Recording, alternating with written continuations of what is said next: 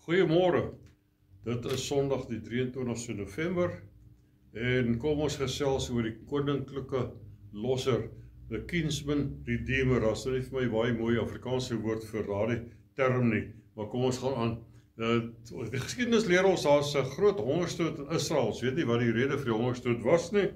Was dit droogte geweest of was dit vyand wat die landerye aan die brand gesteek het? Dit het ook gebeur, so ons weet nie presies wat die rede was nie, maar die skrif sê vir ons daar was 'n hongersnood in Israel en die Elimelech en sy vrou Naomi en hulle twee seuns besluit om na die land Moab te vertrek en daar te gaan woon, want daar was meer om te eet. En daar in die land Moab sterf Elimelech en Naomi bly agter met haar twee seuns. Die twee seuns trou daar met Moabitiese vroue en hulle woon daar vir ongeveer 10 jaar. In daardie tyd sterf albei die seuns en Naomi bly agter sonder seuns en sonder 'n eggenoot. Sy verneem dat daar deur kos in Israel is en besluit om na haar land Juda terug te keer. Sy dring daarop aan dat die skoondogters na hulle familie maar moet teruggaan en die een doen dit, aanvaar haar aanbod, maar die ander een sê, Rut, sê nee, ek gaan nie saam met jou nie. Ek gaan saam met jou, ek gaan nie omdraai nie. Rut 1 vers 16 sê, moenie by my aandring dat ek u moet verlaat om agter u om te draai nie, want waar u gaan sal ek gaan, waar u vertoef sal ek vertoef. U volk is my volk en u God is my God. Waar u sterwe sal ek sterwe en daar begrawe word. So beide Naomi en Rut vertrek na Juda in Israel. En nadat Naomi se man en seuns dood is, het daar seker 'n tekort aan lewensmiddele gebeur en toe sy besluit om die grond wat aan haar man behoort het te verkoop. Dit kry ons in Rut 4 vers 3. En Naomi het 'n bloedverwant gehad, dit sê Rut 2 vers 1 vir ons, aan haar man se kant vermoënde man uit die geslag van Elimelech, wie se naam Boas was. Die Bybel verwys hier na 'n losser, en wat is 'n losser? Losser is 'n bloedverwant van iemand, en die begrip van die losser is een van die mees besonderse vergelykings wat ons in die Bybel kan vind. Sal nou vir sê, hoekom sê ek so? Daar's 'n wet in die Mosaïese ordonnansies of wette wat hierdie lossingsreg drievoudig bepaal. Die eerste daarvan is die lossing van 'n man se grond. En dit vind ons in Levitikus 25 vers 25. Wat sê as jou broer verarm en van sy besitting verkoop, moet sy losser wat sy naasbestaande is, kom en hy moet los wat sy broer verkoop het. So volgens die Moses se wet kan die grond van die Jood nie permanent verkoop word nie. Levitikus 25 vers 23 sê, die grond moet ook nie vir altyd verkoop word nie, want die land is myne, omdat julle vreemdelinge en bywoners by my is. Die land Israel is God se land.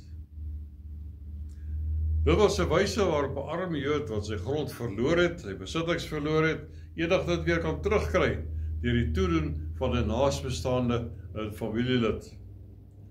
Was om te verseker dat hy en sy familie nie permanent van hulle erfdeel in Israel verbeur verklaar kan word nie.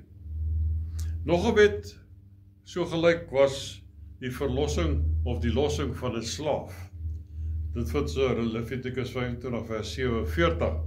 As 'n vreemdeling of bywoner by jou verboond word en jou broer by hom verarm en homself aan 'n vreemdeling of 'n bywoner by jou verkoop, of aan 'n familielid uit die geslag van 'n vreemdeling, dan moet daar vir hom, nadat hy hom verkoop het, reg van lossing wees. Een van sy broers kan hom los, of sy oom se seun kan hom los, of een van sy naaste bloedverwante uit sy geslag kan hom los, of as hy dit kan bekostig, kan hy homself los. So hier volgens kan enige Joodse man wat as slaaf verkoop is, losgekoop word deur een van sy familielede. In elk geval, volgens die wet, moet dit 'n familielid wees. Dis sien ons dat die Mosese wette voorsiening maak vir die loskoop van grond en van 'n slaaf. Maar as 'n derde een, dan is die lossing van 'n weduwee. Deuteronomium 25 vers 5.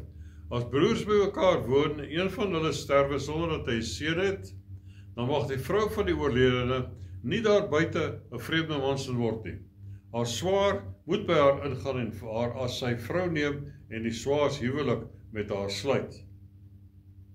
En die eerstgeborene wat sy baar, seun natuurlik, moet staan op naam van sy oorlede broer, dat sy naam nie uit Israel uitgedelg word nie.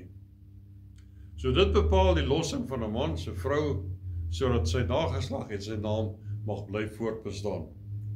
Steeds by die een wat los, 'n bloedverwant wees. So sien ons die wet maak voorsiening vir die verlossing of die lossing van 'n man se grond, vir die verlossing van 'n slaaf en die lossing van 'n man se weduwee.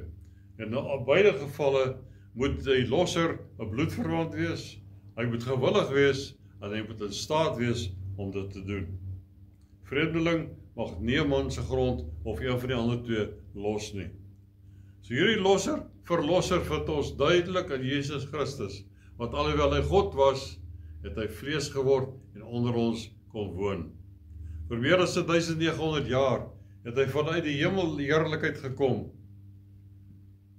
om mens te word. Hy het geword net soos ons in alle opsigte, maar sonder sonde.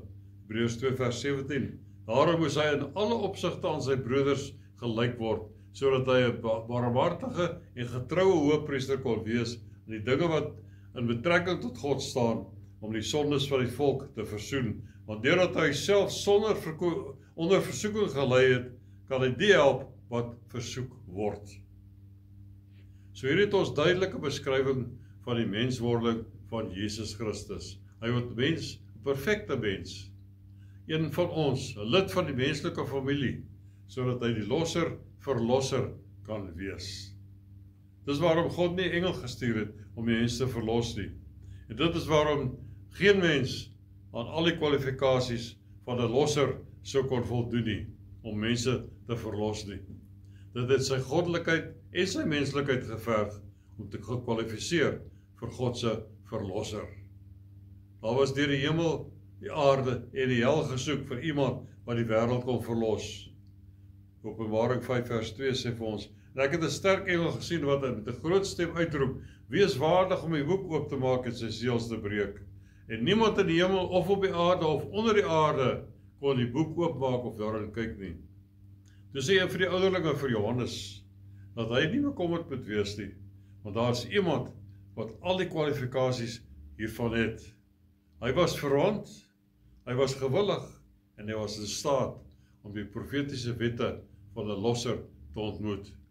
Openbaring 5 vers 5. Toe sê een van die ouderlinge vir my, moenie ween nie. Kyk, die leeu wat uit die stam van Juda is, die wortel van Dawid, het oorwin om die boek oop te maak en sy 7 seels te breek. En toe sien Johannes 'n lam asof hy geslag is, Openbaring 5 vers 6. Wat 'n wonderlike gesig van die groot verlosser, die Godmens, wat al drie die vereistes van Moses se wet om vervul. Die verlossing van die skepping, die slaaf en van die weduwee. Weduwee kan ons sê is die bruid van Jesus Christus. Openbaring 22 vers 16. Ek, Jesus, het my engel gestuur om hierdie dinge aan julle voor die gemeentes te betuig. Ek is die wortel en die geslag van Dawid, die blink môrester. Hy is nie net uit die geslag van Dawid nie, maar hy is die wortel van Dawid. As die geslag het hy sy menslikheid getoon, maar as die wortel van Dawid het hy sy goddelikheid vertoon. As die wortel is hy die een wat eerste was. Hy is ook die een wat Dawid gemaak het. Die tweede vereiste was dat hy gewillig moes wees om die losser te wees. Dit lees ons in Lukas 22 vers 42, waar hy sê, Vader, as jy tog maar hierdie beker by my wil wegneem, laat nogtans nie my wil nie, maar u wil geskied. So dit sê vir ons, hy is gewillig om dit te doen. Hebreërs 12 vers 2, wat vir die vreugde wat hom voorgehou is, die kruis verdra het, die skande verag het, ensovoorts. Hy was gewillig om homself te gee vir die verlossingswerk van die slawe van sonde wat ons was.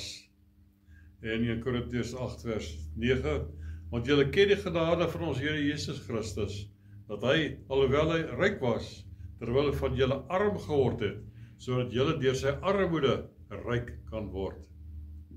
So hier sien ons die volmaakte prys wat betaal is, en dat hy kwalifiseer, en vir die derde vereiste, hy kan die prys betaal, hy kan verlossing doen.